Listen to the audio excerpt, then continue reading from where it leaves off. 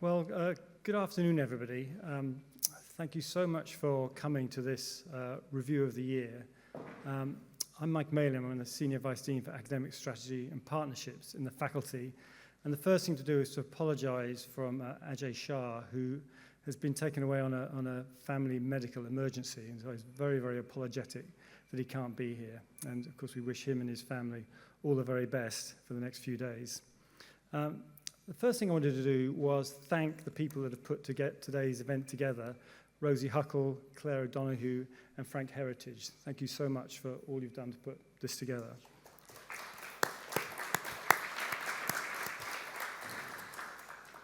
So what we're going to do today is celebrate some of the events, highlights, successes, achievements, progress, plans that have been made this year. And to do that, we're going to invite the vice deans and the deans from our faculty to all say a few words accompanied by a few slides. And this will be interspersed with some short videos that have been made that I think Frank and Rosie have orchestrated. And then at the end, we're going to do a little bit of a look ahead. That actually is my role, again, stepping in for Ajay. And then James Clark is going to give some information about his Christmas songs, and then we're going to have a video message from Kshitij Kapoor, our Vice Chancellor and President, and then we can get on to the serious business of the drinks and the food. So without further ado, I'm going to ask, we get a video first, I think. I've got a black sheet.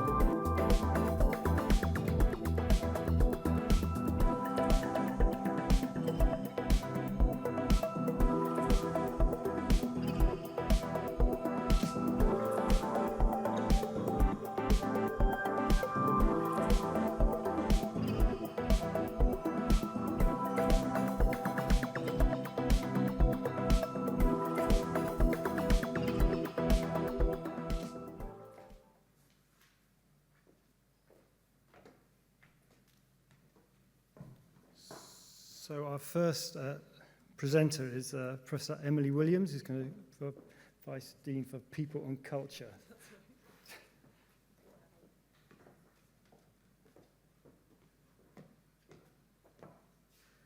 Hi everyone, it's a real pleasure to be able to be here and celebrate the end of the year with you and to be able to recap the successes within people and culture that we've had over the last year. So we're a relatively new team, the people and culture team. So some of our successes are really about embedding people and culture and inclusive practice across the faculty and trying to do it in everything that we do. So some of the successes are around the development of things like an EDI calendar, to be emailing our staff and students to be celebrating the major religious festivals, and also how we integrate with education and with research. So this year we established our first Faculty Inclusive Education Committee, which spans both MBBS and biosciences programs. We have representation from across the faculty, particularly led by our inclusive education leads, Mandeep Gill-Sagu and Fleur Cantle. And it's about trying to drive inclusive practice within education. So that's been really exciting new initiative for this year. We've also been working with the research culture team. So Rachel and I lead our research culture program for the faculty. With Louise, with Nakasi and George, we've been looking to establish our research culture program, which is all about building the career development opportunities for our researchers, but also thinking about how our research line managers develop in their skills to try to improve the career development opportunities for their research staff. We've had some really exciting events, both at a faculty and a university level. So each year we host the Harold Moody event, normally in October and November. And this is particularly focused on addressing race equality. And this year we had a fantastic sort of sellout event, which we hosted at New Hunt's House. And we were lucky to have a Harold Moody scholar from SSPP, Annabelle Shuamimo. And she talked to us about how we address racism in medical education. And it was a wonderful event. We've also had, in collaboration with NMES, the Women in STEM event in February or March. In collaboration with IOPPN, we had the LGBTQ in Research event. And we've been supporting Professor Manashi Nandi's Humanizing Healthcare podcast, which is a really lovely podcast about how we try to embed inclusion across healthcare. So some of the other successes have been how we've worked to improve our learning and development offering across the faculty. One of the things that we've done, we have training programs at both the central and the faculty level, and one of the things that we've been trying to do is trying to improve access to the university programs. We've got a great suite of programs at the university level, but we don't always, as a faculty, have the access that we'd like to those. So George Lonergan has worked really hard to improve our process, increase our number of spaces on those courses, but then also try to make it an easier and fairer application process. And a couple of the programs that we really want to highlight are the Stella HE program, which is particularly for racially minoritized people who are looking to get into leadership, the Aurora program, which is women in their early careers, and this year we've also had another Springboard cohort, which is a personal development program for women, which has been very well received. So we've been working really hard on coordinating our Athena Swan and our All-Star Survey action plans. Anyone who's worked in EDI knows that we have action plans coming out of our ears. So what we've been trying to do is coordinate them so that there's a sort of economies of scale and that we really work to address the key priorities across our community and do it in the most efficient way. So we've been focusing on a couple of key priorities which do sit around addressing bullying and harassment and building career development opportunities across the faculty. So one of the nice parts of today is also thinking about my personal highlights of the year. So this year I was able to attend for the first time a graduation at King's. It was in the Southwark Cathedral, which was absolutely beautiful.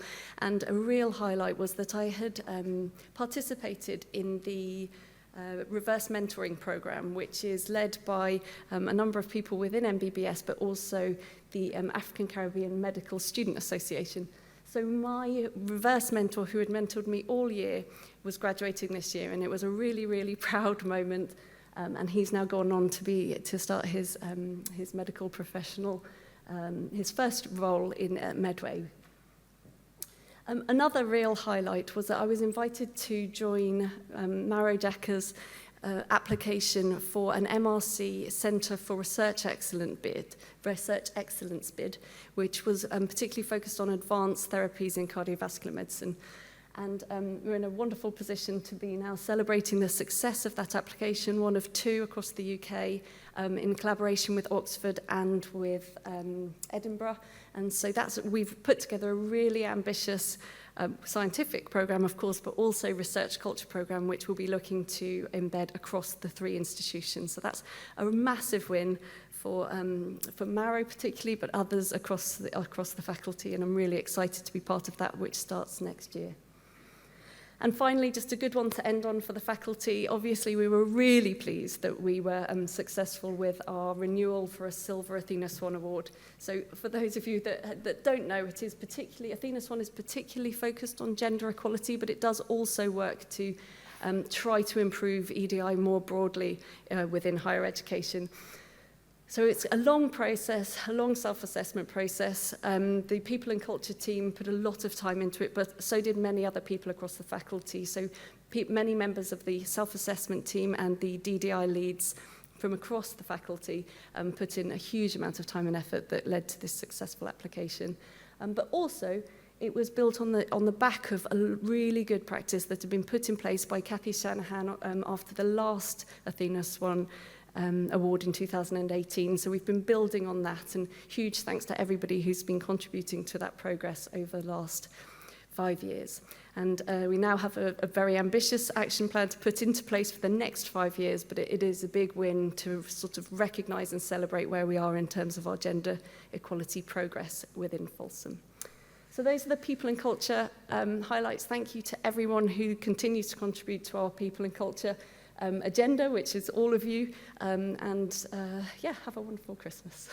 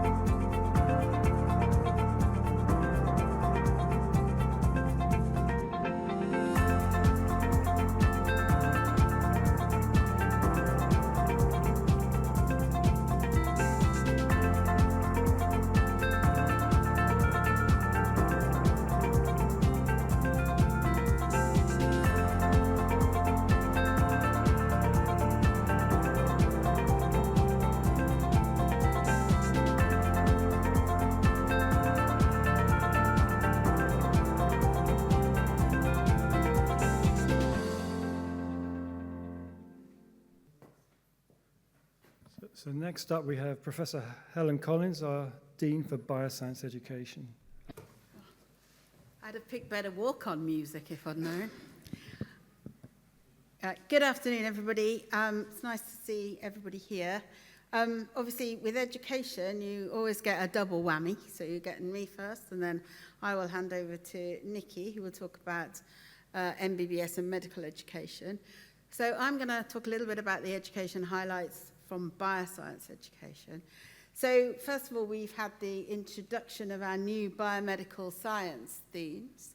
And the idea of this is that our biomedical science students, who are our largest undergraduate program within bioscience education, previously they could pick pretty much any module they wanted to do, which sounds really good because it sounds like students have a lot of choice. But actually, what we've discovered is when students have a lot of choice, they're a bit overwhelmed by a lot of choice. So actually, aligning this into themes, and these themes are very much led by and supported by our research schools, will hopefully allow the students to have a bit more of a coherent sense of the pathways that they want to follow, and also give them a bit of a sense of community, an attachment to a school. So thank you to everyone in the schools who've been school leads, and a particular thanks to Esther Bell for leading this. We've had our first annual Student Leaders Conference, which you can see a picture of up here. This is all the student reps in the faculty across medicine and biosciences. They had a day of training, some working together to see what they wanted to influence the faculty to do for students. Sometimes I think we get caught in a bit of a trap where we think we know what the students want. Sometimes it's also good to ask them what they might want. That was a very successful day. We've had our successful rollout of Hello, My Name Is badges, which some of us will be wearing. This has been offered to staff and students alike, so that instead of having to peer at these, which are almost impossible to see, especially mine, which is several years old, we can actually see what the students' names is. Much better sense of community. And we've had a review of our postgraduate taught programs that was led by Dina Gibbons to try to be similar to the biomedical sciences, a bit more strategic and have a more cohesive program of PGT offerings for our students. And we've had several new appointments within the Centre for Education. So Dr. Andrea Cockett and Dr. Debbie Reed were both appointed as readers. These are new positions, one in faculty development and one in education, innovation and research. And I think it's safe to say that both of them have hit the ground running. But Dr. Rocky Chung, Senior Lecturer in Anatomy Education, and Dr. John Broad, Senior Lecturer in Pharmacology Education. And thanks to everyone who's made them feel very welcome. So we've been asked for our personal highlights. So I didn't really think about this when I put them up here in this order, so I'm going to change the order. We have established something that we call Faculty 50, which is a collection of students, cross-representative, all programs, bioscience and MBBS, to work with us as a kind of sounding board. When we want to do something in the faculty, we can gather their opinions. We have a lovely ceremony each year, a School of Bioscience prize giving, and I was very honoured and privileged to be able to award prizes to our bioscience prize winners, and you can see them all gathered in this picture.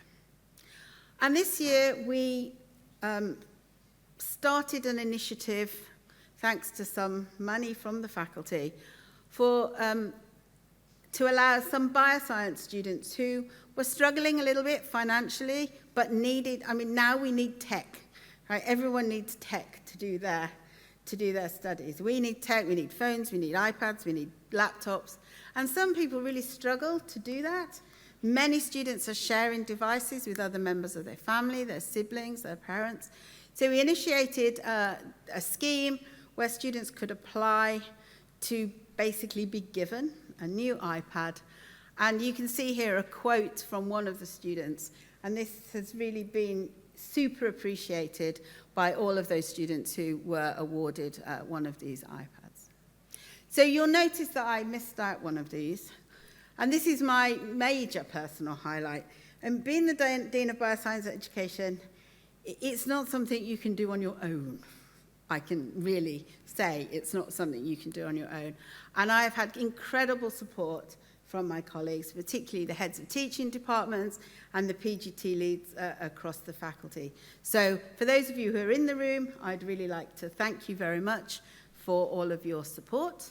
And I'd like to wish everybody very happy holidays. And let's do it all again in 2025. Thank you.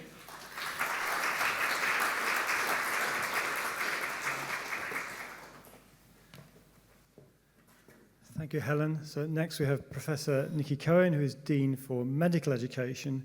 And actually one of the things I've enjoyed this year is, before I get to my turn, is traveling around the world with Nikki, who is a phenomenal traveller, goes all over the world selling the King's brand, and has been actually super successful and has set up some really exciting new initiatives for our faculty. But I will let Nikki tell you all about it. Sounds far more glamorous than actually it is, but nice to hear. Thanks, Mike. So, if you think about medical education, then what we do in the room is really important. But actually, most of medical education happens as a partnership. Most of medical education happens with work with our fantastic trusts, locally within the KHP group, but broadly across quite a lot of the southeast and in fact south of the country. We can't do this alone. The way that you work with trust partners, the way that we work across faculty, and the way that we work with other faculties and other universities is really important, and it's part of what makes us GKT.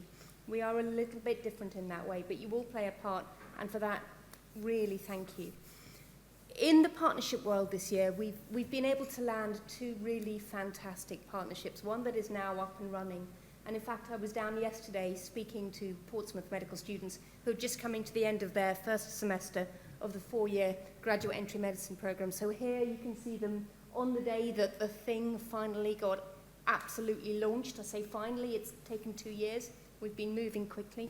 But this is generating a medical workforce in Portsmouth who we really hope will stay locally and contribute to the local health economy, given that Portsmouth is one of the most under-doctored areas in the UK. So the fact that this year we have 54 students down there who in 4 years' time will graduate with a King's MBBS, and next year 67 are starting, and 2 years later 92 will start, is really quite phenomenal work that the team within GKT have been able to do, working more broadly with many of you and with a wide university. So that's number one achievement for me.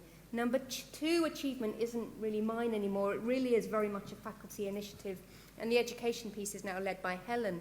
But for the last 7 years, I've been working with the university and with various colleagues around the Joint Education Institute in Sussex, which is a university down in Shenzhen, where we now are seeing our own students in the Joint Education Institute undertaking a biomedical science and a biomedical engineering degree.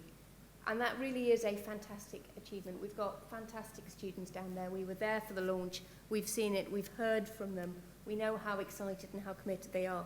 And in terms of King's demonstrating the breadth and the capacity that we have to make a difference really across the world, if you can't find ways of partnering with colleagues in health, you can't do anything. And it's really been a lovely thing to be part of. So congratulations all to her who are involved there. Another big education highlight would be these two chaps sitting on the steps of the old bit of the medical school in scrubs, in purple scrubs, emblazoned with GKT and the 3 shields. So this took quite a thing to achieve, but actually, for those of you who were involved in making it happen, it's a really lovely thing for our students to have that sense of community, to have that sense of identity, on top of the hello, my name is badge and everything else. We have modesty scrubs that are going to be available soon as well, and our Portsmouth students are involved in that and very much enjoying it. So really, in terms of us helping to see ourselves as one school with one voice. It's really been a positive thing. The central team, have been through a tremendous initiative over the last year called Curriculum Refresh. So within that, Stuart, you're in the audience, but I've sat down now with all Year 1 students, and they all tell me how fantastic that reading week was, how they really like a little bit more space in that first semester so that they can learn and properly kind of embed themselves with being a student and recover rather than just having a hard slog through till January.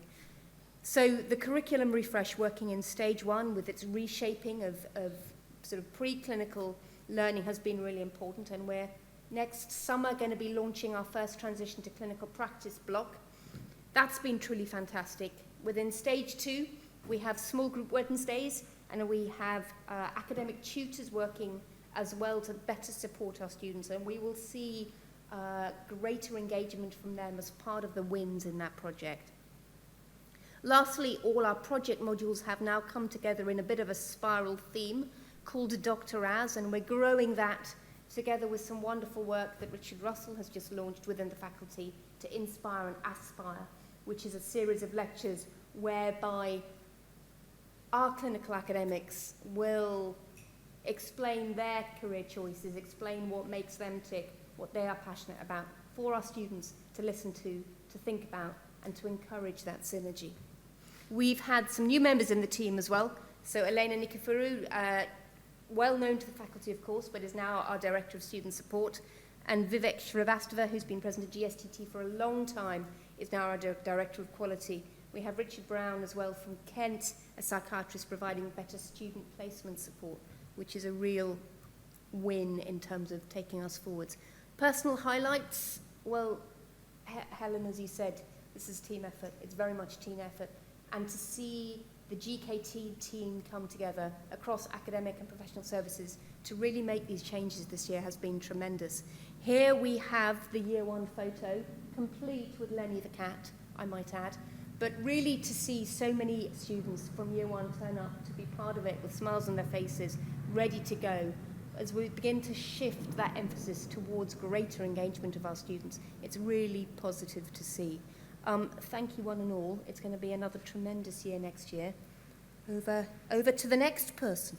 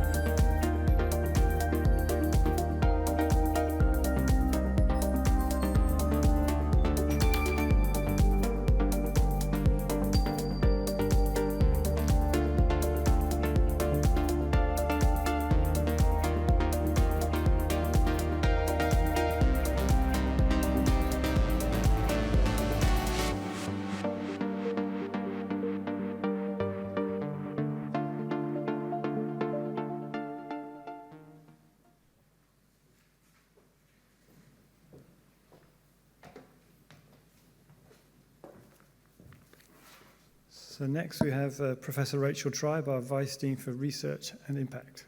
Rachel.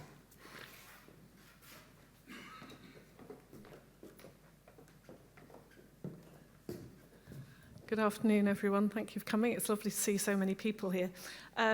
So my role is to support and make sure that research thrives within the faculty. And that includes thinking about core facilities, research culture, and making sure that our researchers collaborate across the faculty so that we can leverage all of our expertise to be more successful and deliver impact. So there are lots of highlights. I'm not going to go through individual grant successes. You know who you are, and it's been a fantastic year for the faculty. But there are a few things that I think are notable. One is the launch for the Hub for Applied Bioinformatics, and you can see here a picture of Alessandra Vigilante, who is the academic lead for this hub. This was something we thought about doing when I first was appointed as Vice Dean, and there was a nice merger of activity in the fact that Ali wanted to launch an Applied Bioinformatics MSc and wanted to grow our community. And then the faculty decided through our interactions that it was worthwhile investing in 2 senior core bioinformaticians who have permanent posts so that they can help us in all of the work that we do. And obviously, bioinformatics is an important part of data science and all sorts of research ongoing in the faculty. But the highlight was last week, we launched the Hub for Applied Bioinformatics. For those who don't know where it is, it's in the Hodgkin building, and it's a dedicated space where we can teach and learn about bioinformatics. We have data clubs and lots of activities to try and build that community. We support PhD students and ECRs, so there's hot desking availability for people who are interested in being supported by our core bioinformaticians to do the work and get the training they need. It has this teaching space, it has hot desks, and it's where you'll find everybody who's interested in bioinformatics. So please do go and have a look and reach out to Ali if you have any funding needs. As a way of trying to build collaborations, you know about our research interest groups. That was launched last year, and that was predominantly down to the hard work of Louise Pacelli, who's our research manager. And because of the success, we are allowed to re-advertise this year, and we've identified 5 new research interest groups. I won't list them all, but please go to the faculty research pages and have a look at them. We're now encouraging collaboration across the piece. There's something for everybody, and it can help all of your grants. The other way of collaborating is to attend our Research Cafe series, which was launched with the help of Rosie and Louise and Frank, and that started 2 months ago. And we're inviting people to come and give really enthusiastic, relatively high-level talks about their research so we can all get to know each other, and I think that's really important. It's even a personal highlight, but not on my personal highlight slide, is the fact that we have now an established early career researcher conference. We launched it last year, and that was, a collaborative effort between early career researchers and ourselves and the faculty, but we passed on the baton pretty much this year, and the committee from the Research Staff Network and volunteers from across the schools led on this early career researcher conference. I didn't have to do anything. Louise did still quite a lot, but it was, really organised by them for the ECRs. You can see all the pictures there. We doubled attendance. We went from 70 to over 150, 160. We had to get the Royal College of O&G to bring in more tables to accommodate, and the buzz around that activity was absolutely fantastic, and we are pleased that we can invest and do that year after year from now on. For those who do clinical research, we're very pleased that RMID have invested in a post, in a director to lead the KCL GSTT Joint Research Office, and I think that should help us with the efficiencies around doing clinical research. And then finally, but not least, in last September, we appointed a new Associate Dean for Impact and Innovation. That's James Mason, who sat at the back, and it's been an absolute pleasure to work with him. He has, with Andy Skelton from the R&D team, developed our new faculty impact strategy, and it's the first time we've had one. And alongside that is a really effective implementation plan that all of the schools, it'll be cascaded down to schools, and you'll have seen lots of emails from James about reporting your impact cases. So please engage with that because it's a very important activity. for us to deliver societal impact as well as impact for REF. And I think the societal impact is the most important one that we should keep our eye on. So just to finish off personal highlights, I'm not very good at singing my own blowing my own trumpet, but I was asked to put the first one on, which is I was awarded an honorary fellowship at the Royal College of Obstetrics and Gynecology in September. It is quite an honour, and I was very pleased because I was nominated from a colleague who's the director of the Women's Health Research Institute at UCL. So that was quite a surprise and very pleasing. But I'm really more interested in the highlights about teamwork, and one of those was the launch of our Conception to Cradle grouping, which was funded through the Centre for Translational Medicine, which was a sort of infrastructure support. And it includes lots of people across our Department of Women and Children's Health and others slightly outside of our department. And it's allowed us to do capacity building for our research across our 2 trust sites, both in GSDT and King's College Hospital. And we've made lots of new friends, and we've started lots of new activities because of that funding. And then finally, I'd like to say a big thank you to my research group, because when you take on these sort of faculty roles, you have to give a little, and you have to step back from your day job. And you can think that actually you've got a team of researchers and they're thinking, where's Rachel? Why is she not here looking after me? But my team is so fantastic, and they've launched 2 studies in the last year. Insight 2, which is a pregnancy child cohort, and it has an embedded PISA study, which is a study that I do in collaboration with Dina Gibbons, who's a PI. And we've launched a study looking at air quality and how it affects vulnerable pregnant women. And really, it's all thanks to my team that I can continue my research so well. And there's lots of pictures of them there. So I wish you a very happy Christmas, and thank you very much.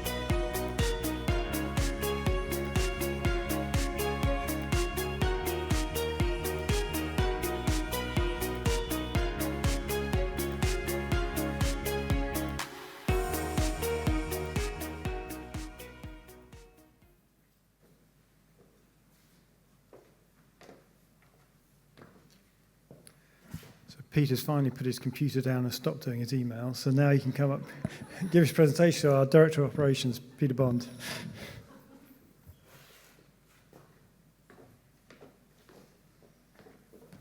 Thanks very much, Mike. It's a real pleasure to be here and to be able to say a few words on behalf of all our professional services colleagues in the faculty. You've heard a lot about education and research already from Helen, from Nikki, from Rachel, but I think it's fair to say that in everything they've talked about, there are hard-working professional services members of staff underpinning every single one of those achievements. So, I say, it's a real pleasure, privilege for me to speak on behalf of the whole community of professional services staff in the faculty. Thank you to every single one of you for everything you've been doing this year to enable all those achievements you've already heard about today. So I wanted to just pull out 2 or 3 things I could say, pick out a number of different things, but the first I wanted to talk about that you've heard about is opportunities to raise awareness of wide-ranging research within the faculty, actually. Rachel mentioned how much colleagues, Rosie, Louise, Frank, many others have done over the past year. The research cafes Rachel has mentioned, I think these are really important because, as I said, professional services members of staff are a core part of delivering research, of education, but often colleagues will say to me, I can certainly find myself, you can feel that little bit further away from actually the core business of the faculty and some of your day-to-day work. So I really encourage colleagues, I've really enjoyed the first research cafes we've had. I really encourage colleagues to join those because it's a great way to really feel connected actually with all the fantastic work going on in the faculty. And of course, you've heard already, I think, in the video about the Professional Services Conference. We had our first Professional Services Conference here in this hall, in the room surrounding us on the Strand this year, which I think was a fantastic day, getting many hundreds of our professional services colleagues in the faculty together. So a real highlight for me. You can see in the picture on the left there, actually me a little blurred in the back with some of our researchers, with Ollie, Lauren, Victoria. We had many colleagues coming and talking about their work in professional services, but also the research they're doing in the faculty, sharing what everybody is contributing to, and just really emphasizing how much of a team this faculty is of academic research and professional services colleagues. And then on the education side, the one little highlight I wanted to just mention, I can see Helen laughing in the front row here, but from the faculty education services, along with many academic colleagues, the Assessment Stabilisation Project this year, alongside New Automation of Progression and Award, I think in the background has been a really big achievement, actually, in automating and streamlining our marks and an assessment process. Many academic colleagues working incredibly hard to get marks in on time, really support the professional services colleagues' work to make this much more effective. And the work that colleagues predominantly in faculty education services here have done has allowed our assessment boards to focus the conversations that they need to have much more on the students they need to talk about in those assessment boards. And in terms of release of results, this has also reduced premature results, errors. It's reduced our incorrect results from, over the last few years, a few hundred every year down to single digits. So again, a real team effort, a lot of hard work in professional services, along with our academic colleagues. And laying the foundations, for the improvement of our services this year, there's been a lot of work going on. What the example I've just given in assessment stabilisation being an example of how we really can make things better with everybody working together as a team. I wanted, though, to highlight things we've done. We've had a number of working groups and informal consultations, which have really helped us pull out the things where we can have the most impact, things we'll be focusing on over the next year. And not to pick just 2 people specifically from the team, because I've mentioned quite a few already, but up here looking forwards, Amy and Sophie are both here in the audience today. Amy's joined us very recently as our head of finance operations and is already starting doing a lot of work in transforming the way that our finances and the faculty operate, and I think you'll all see a lot of difference over the next 1 to 2 years with how we're going to transform our resource management. And then very recently, Sophie, who is also here, the current school manager in Life Course and Population Sciences, we've just appointed to a new post of Head of Service Improvement, and Sophie is going to bring all that experience from our largest school in the faculty to work across the faculty and help us with much of the service improvement work that we want to do, and I know many of you have told us that you want to see. So there's a few highlights from me, and then to come to the personal highlights. My absolute highlight, as you can see in my top picture up here, is going to the Staff Wellbeing Festival, to the little Cuddle Club session, where I got to spend 15 to 20 minutes with this gorgeous dog. It was actually, that was really one of my biggest highlights of the year. I felt so good for the next few weeks. You know, I came away with such a high from that. I would encourage anybody who wants a bit of time out of the office to look out for the Wellbeing Festival, organised again by PS colleagues in the organisational development team. I think there'll be another one next year. You'll hear about that soon, I'm sure. So I thoroughly recommend the Cuddle Club.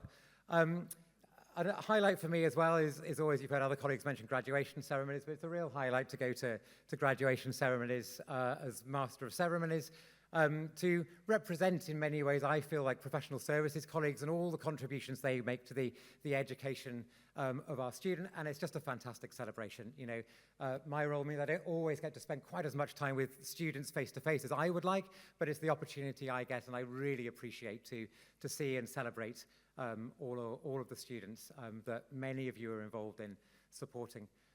Being on the judging panel for the Faculty Staff Awards, again, you saw that in one of the videos. To me, that's again a real highlight. You know, I can never possibly hear about everything going on in such a huge faculty, so have that opportunity to read about what staff are doing, you know, how much different people are doing just to make the lives of the people around them really great, you know, really contributing to the community we're here is a real highlight as well.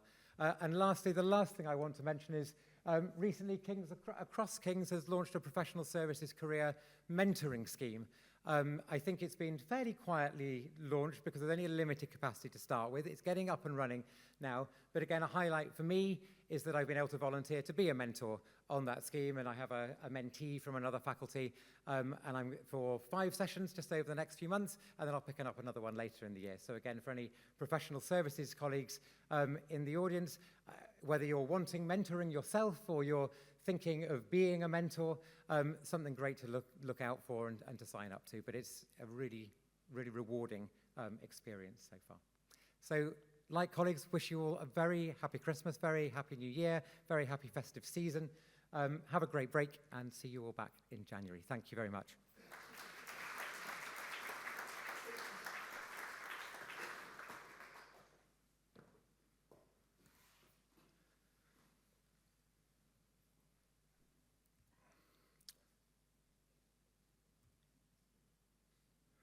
Okay, so I've been in my role as Senior Vice Dean for Academic Strategy and Partnerships for a little bit over a year, so I can give you some of my own reflections on what has been a very steep learning curve for me. So I'll talk a little bit about local partnerships to start with. So a very important one that we launched about a year ago, maybe a little bit over a year ago, and one of my early roles was to be the interim director of it, was the Centre for Translational Medicine. So this is a very large investment from King's College London, Guy's and St Thomas's Trust and the Guy's and St Thomas's Charity to create a structure that will support translational medicine.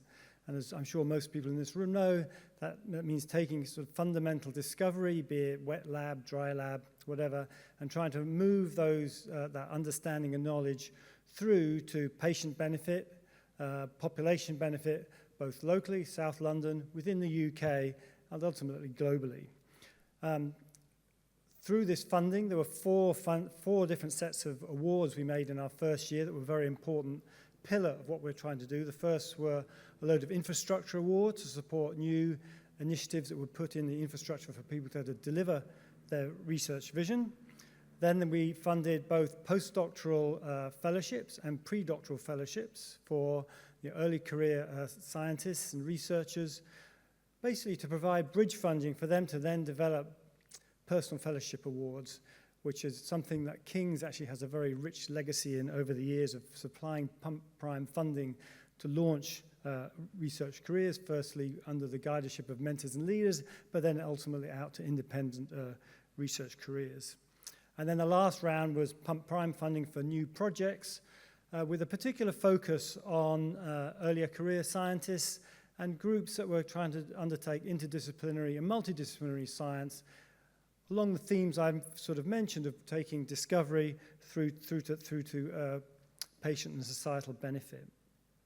Fortunately for me, after a rather huge amount of work dealing with all these funding streams, we appointed Professor Phil Newsome to take over as the proper director of the Centre for Translational Medicine. Phil was a wonderful recruit for us. He came from Birmingham. He is a hepatologist.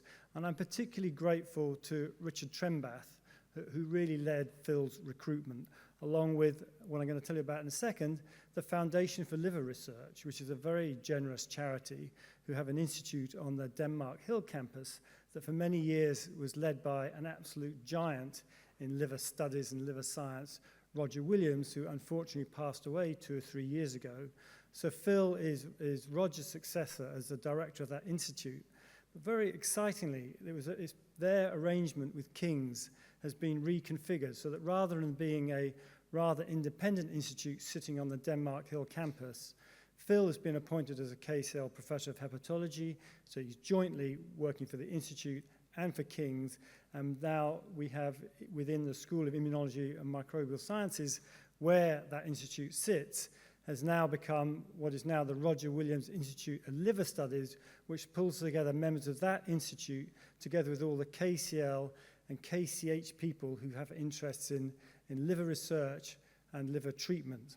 So that is a very exciting academic development for us now, and of course will benefit enormously from the resources the Foundation for Liver Research can bring to that. And I think they've got a whole raft of very exciting funding streams they're about to announce, for which not only members of the Institute can apply, but I believe KCL members can apply as well. So that's a wonderful development, and that's under Phil's leadership.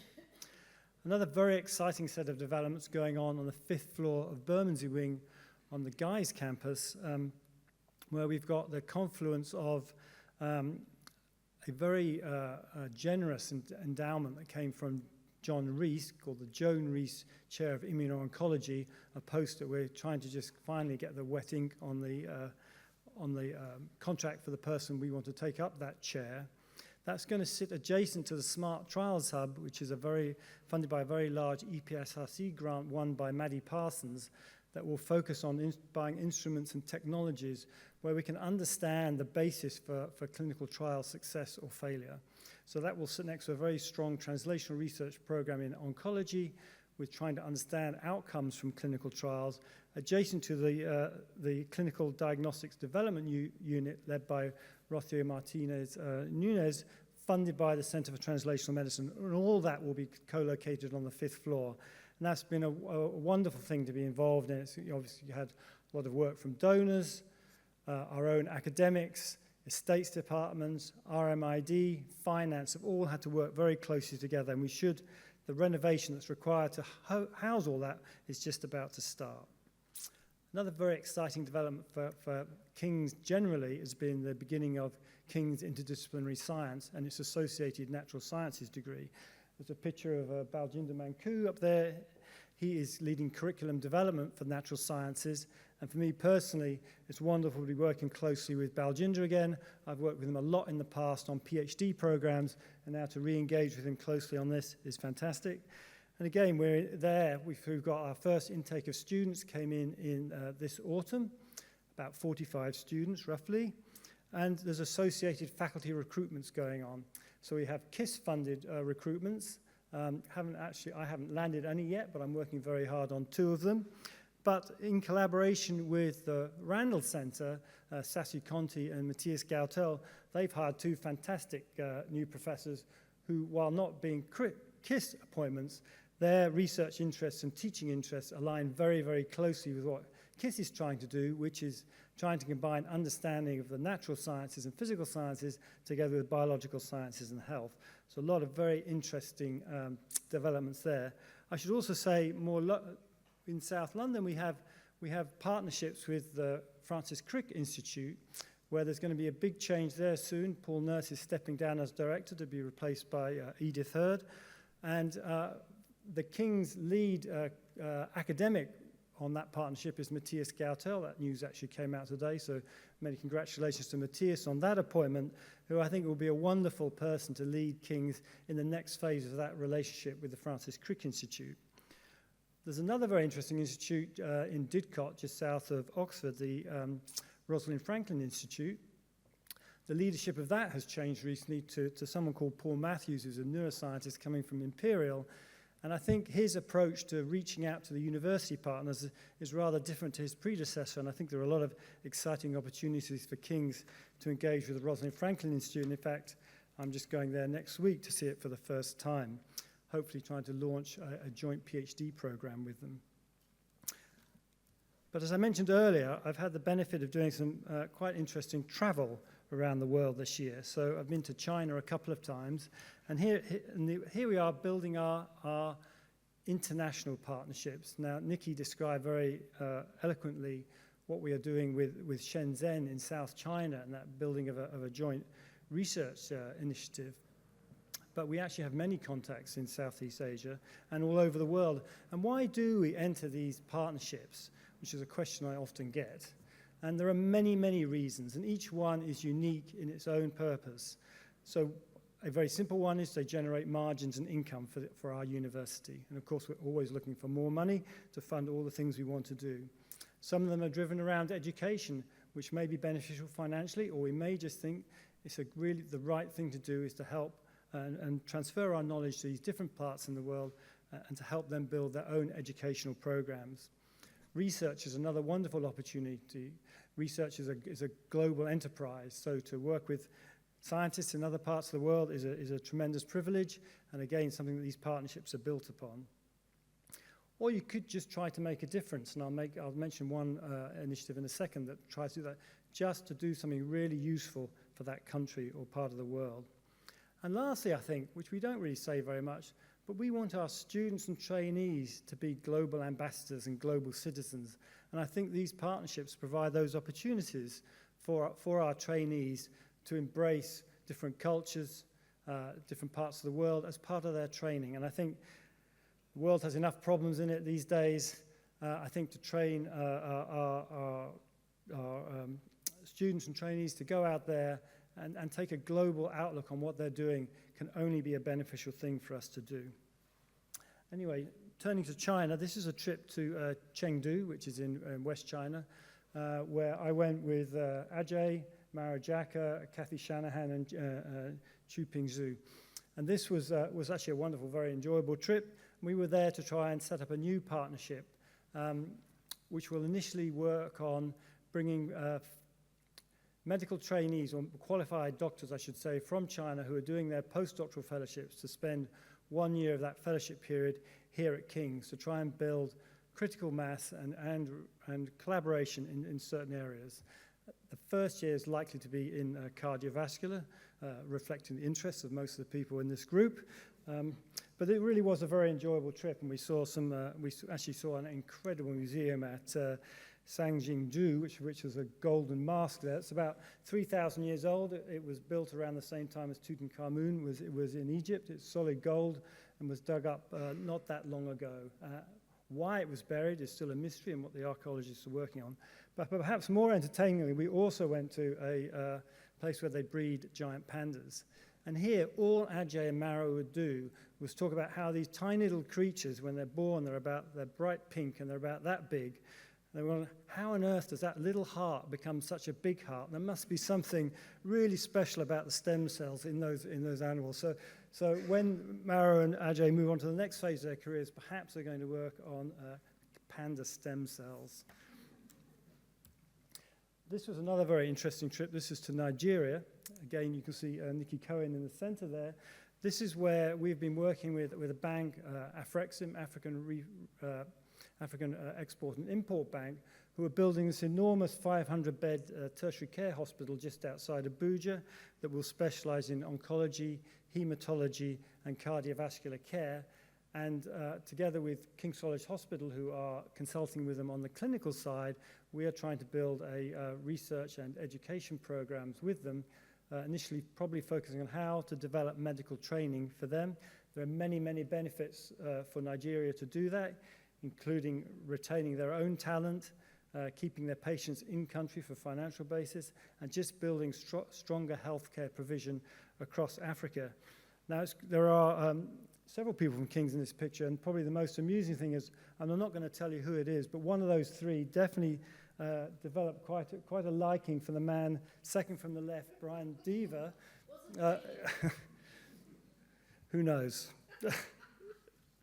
Anyway, it was a very entertaining trip, and I learned an enormous amount about how some of the challenges of trying to develop what we sort of take for granted in our country here, trying to develop some of this in other parts of the world.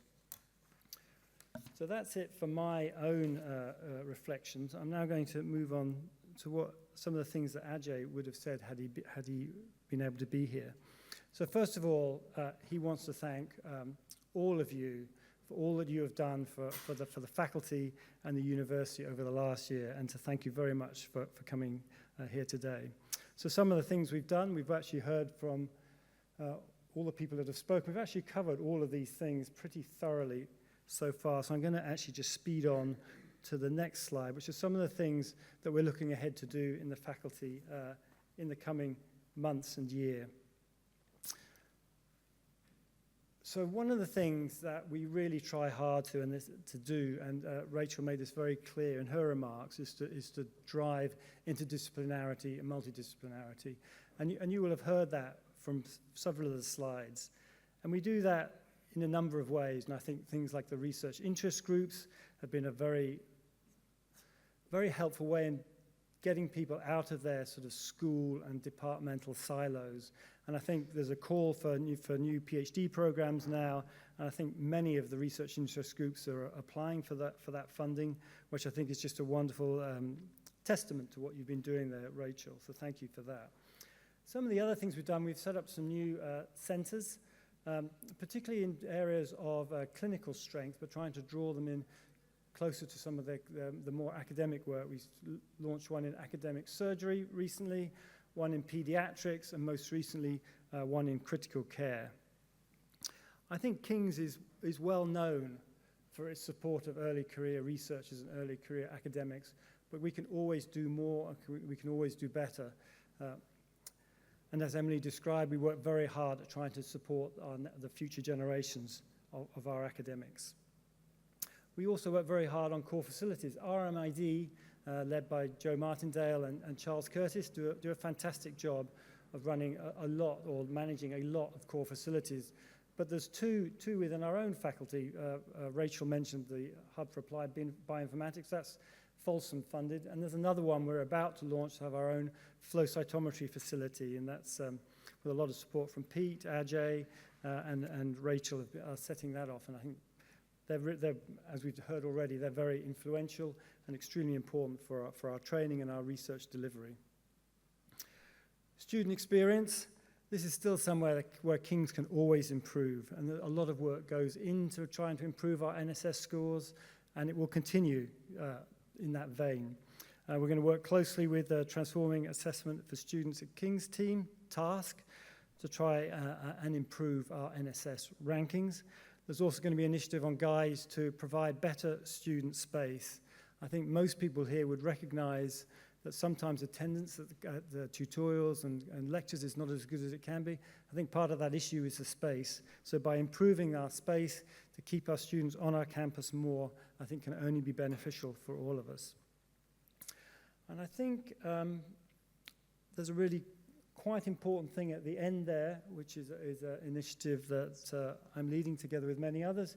We're actually going to overhaul our academic performance framework. I think now is the time to do it. I think our values have evolved and changed quite a lot in recent years, and I think defining what success looks like and what people should aspire to as a member of our academic staff will be an important development for us. So I'm very much looking forward to working with the team to do that. So I think with that, that's about all I really wanted to say. But again, thank you all so much for coming, and I wish you all a very, very happy holiday season. Get some rest, have some restoration, and come back renewed for the next year. Thank you very much.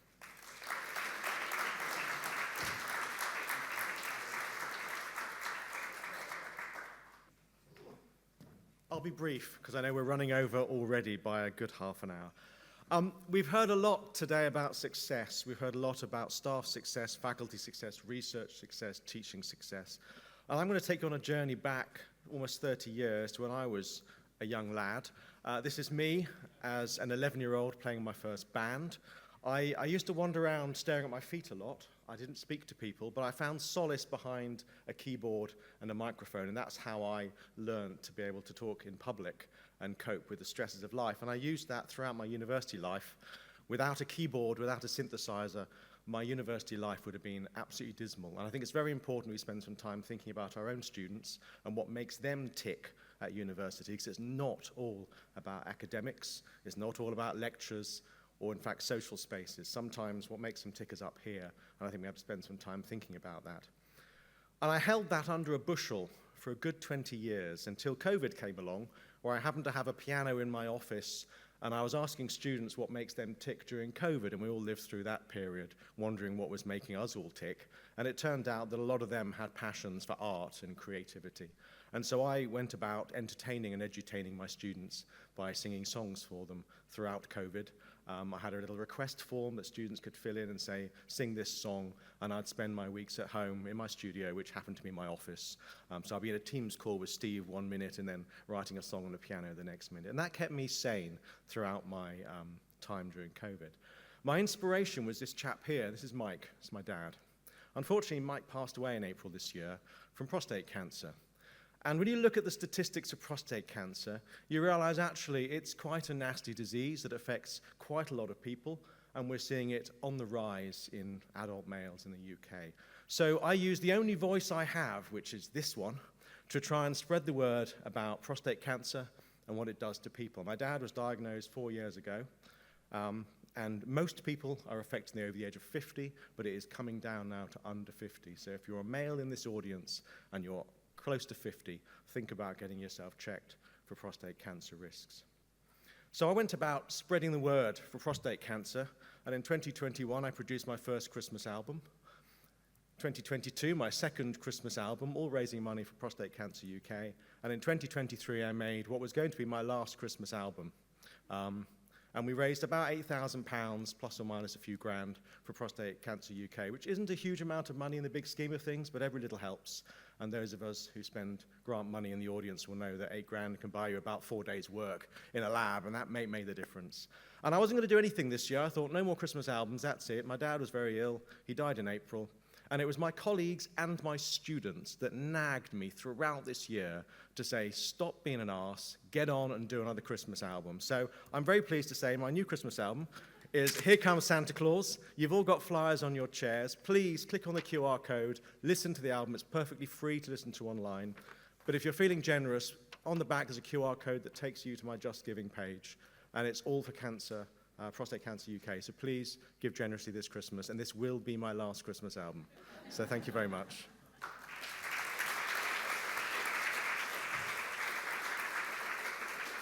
Well, I think all I can really say is that I'm a nuisance. I'm in the way of the drinks, and we should all get on and enjoy a drink and something to eat. But thank you all very much once again for coming.